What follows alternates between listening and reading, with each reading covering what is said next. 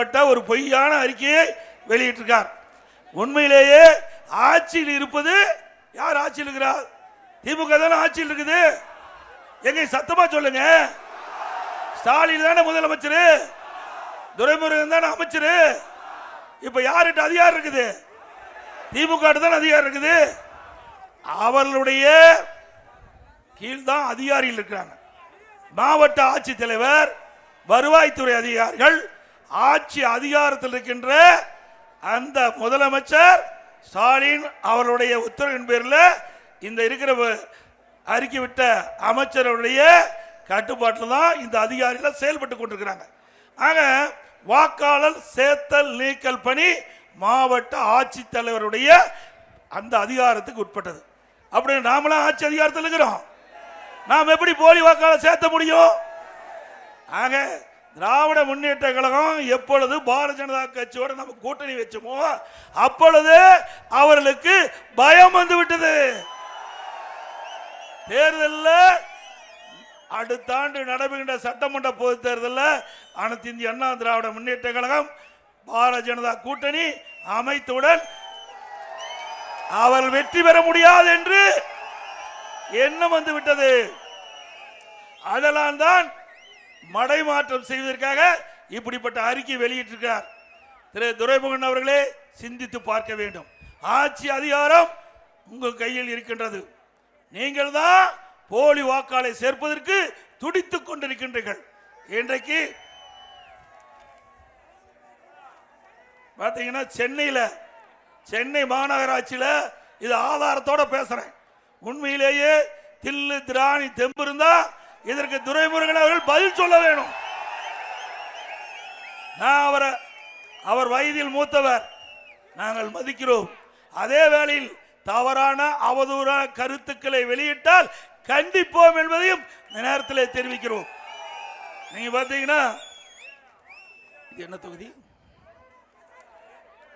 RK நகர் தொகுதி. சென்னையில் RK நகர் தொகுதி அம்மா போட்டியிட்டு ஜெயிச்ச தொகுதி. அதுல மட்டுங்க 27,779 வாக்கு நீக்கி இருக்கிறோம். கோர்ட்ல போட்டு பல முறை நாங்க நீதிமன்றத்தில் நாடி நாங்க பல அதிகாரிகிட்ட கூறிய எங்களுடைய கழக நிர்வாகிகள், மாவட்ட செயலாளர்கள், அங்க இருக்கின்ற மாநகராட்சி அதிகாரத்தில் புகார் கொடுத்தோம். சம்பந்தப்பட்ட தேர்தல் அலுவலகத்தில் புகார் கொடுத்தோம். கண்டுக்கவே இல்லை. போலி வாக்காளர் நீக்கவே இல்லை. ஒரு தொகுதியில நீதிமன்றம் போய் நீதிமன்றத்தில் முறையாக ஆதாரத்தோடு இவர்களெல்லாம் போலி வாக்காளர் என்று நீதிமன்றத்தில் கொடுத்து வாதாடி 27,700 போலி வாக்காளர் சேர்க்கிறார் என்பதை மக்கள் உணர வேண்டும். எல்லாம் நாங்கள் ரெக்கார்டோட வச்சிருக்கிறோம், ஆதாரத்தோட பேசுறோம். அது மட்டுமல்ல, இன்றைக்கு பெரம்பலூர் தொகுதி, அங்க இருக்கிற தொகுதி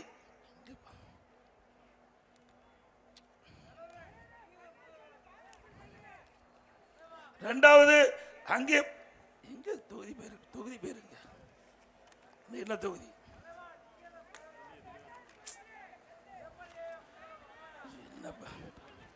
எங்க இருக்கான தொகுதி? அது வேறங்க, அது வேற. இது ஆர்கே நகர் தொகுதி. பெரம்பூர் தொகுதியில் 12,085 வாக்கு இன்றைக்கு நீதிமன்றத்தில் நாங்கள் முறைகேட சேர்க்கப்பட்டிருந்து புகார் சொல்லி நீதிமன்றத்தில் நிலுவையில் இருக்குது. அதே போல டி நகர் சட்டமன்ற தொகுதியில் பல்லாயிரக்கணக்கான வாக்குகள் போலி வாக்குகளை சேர்த்து நீதிமன்றத்தில் வழக்கு தொடர்ந்திருக்கிறோம்.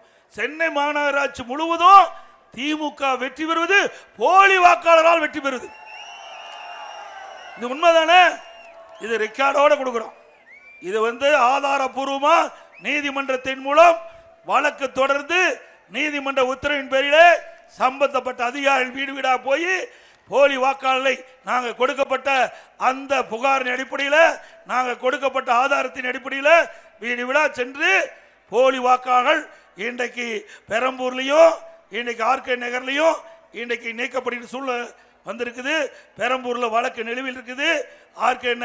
ஆர்கே நகரில் இன்றைக்கு 27,779 வாக்காளர் நீக்கப்பட்டிருக்கான்னு சொன்னா இது திமுக பித்தலாட்டம் தானே? நீ திமுக வந்து மக்களுடைய செல்வாக்கு இழந்துட்டாங்க, கட்சிக்காருடைய செல்வாக்கு இழந்துட்டாங்க. அதனால வேறு வழி இல்லாம 2026 நடைபெறுகின்ற சட்டமன்ற பொது தேர்தலில் திமுக தலைமையில் இருக்கிற கூட்டணி படு தோல்வி அடையும்.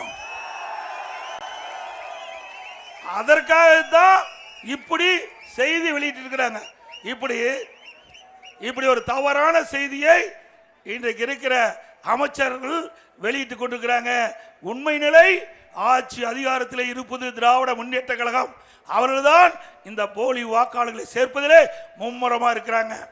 அது மட்டுமல்ல, அண்மையில் ஒரு வருஷத்துக்கு முந்தி சென்னை மாநகராட்சி தேர்தல் நடைபெற்றது.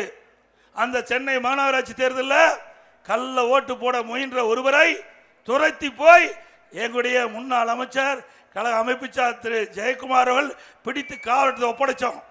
யாரு ஒப்படைச்சவங்கள கைது பண்ணி சிறையில் அடைக்கிறாங்க. கள்ள ஓட்டு போட வெளியில் இருக்கிறாங்க. எப்படி பாருங்க, கள்ள ஓட்டு போட முயன்றவரை பிடித்து கொடுத்தவர் ஜெயிலில் இருக்காரு, கள்ள ஓட்டு போட்டு முயன்றவர் வெளியில் இருக்கார். அவர் பல வழக்குகளில் சம்பந்தப்பட்டார். இப்படி இருக்கிற கட்சி எங்களை பற்றி விமர்சனம் செய்வதற்கு அருகதை கிடையாது, யோக்கியது கிடையாது. அது மட்டும் இல்ல, இதே போல அம்மா இருக்கின்ற பொழுது சென்னை மாநகராட்சி தேர்தல் நடந்தது. அப்போ ஆளுங்கட்சியா திமுக இருந்தது. 1.5 மணி நேரத்தில் 1200 ஓட்டை பதிவு செஞ்சாங்க. நீதிமன்றத்துக்கு போய் புகார் செஞ்சோம்.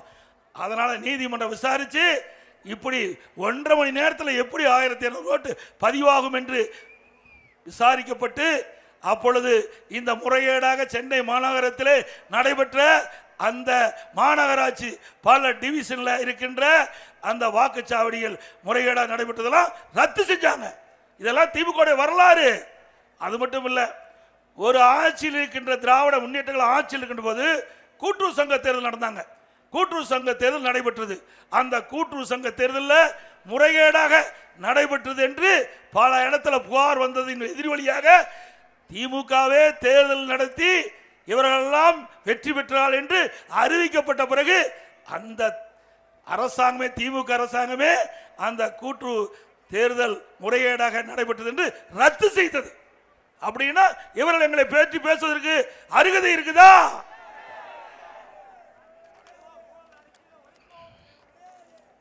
அது மட்டும் இல்ல, எல்லா துறையிலும் ஊழல், ஊழல் இல்லாத துறையே இல்லை.